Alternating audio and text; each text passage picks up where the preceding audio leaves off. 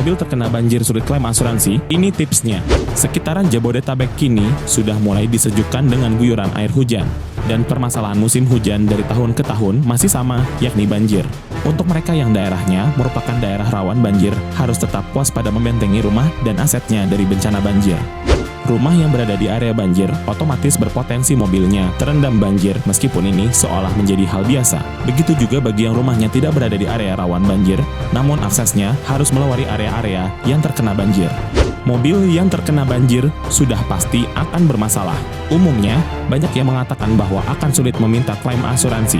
Namun faktanya, kendaraan yang terendam banjir tetap bisa klaim ke perusahaan asuransi asalkan memenuhi kondisi tertentu. Apa saja? Berikut tipsnya.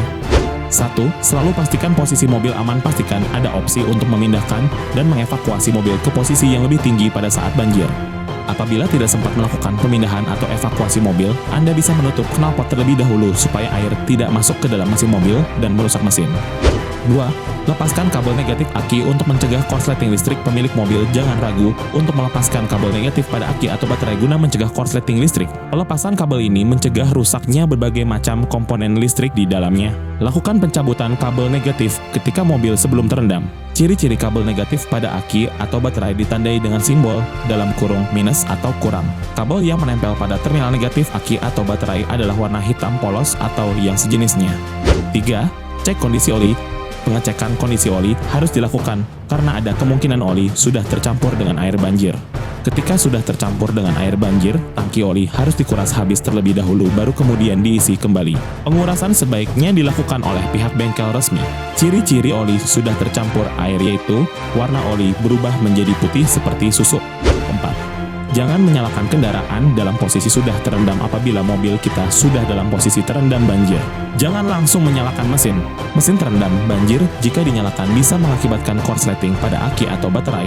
Selain itu, air banjir yang masuk ke dalam mesin dapat merusak komponen yang ada di dalamnya. Sebaiknya Anda menghubungi bengkel resmi untuk mengecek kendaraan yang terendam banjir. Beberapa pemilik kendaraan terkadang tidak memiliki banyak waktu untuk memindah kendaraan mereka ketika banjir melanda. Terkadang air naik dengan cepat sehingga mengakibatkan pemilik kendaraan tidak sempat menyelamatkan kendaraan mereka. Pada kondisi seperti ini, jangan sampai pemilik kendaraan melakukan perbaikan sendiri sebelum menghubungi pihak asuransi. Keadaan ini memungkinkan terjadinya gagal klaim. Merujuk pada penjelasan di Polis Standar Asuransi Kendaraan Bermotor Indonesia, Pasal 3 Ayat 4, yang mengatakan kalau asuransi tidak menjamin kerugian, kerusakan dan biaya atas kendaraan bermotor, tanggung jawab hukum terhadap pihak ketiga jika dikemudikan secara paksa walaupun secara teknis kondisi kendaraan dalam keadaan rusak atau tidak layak jalan. Dan kendaraan yang terendam banjir juga sebaiknya tidak dipaksa jalan karena bisa merugikan keselamatan pengemudi.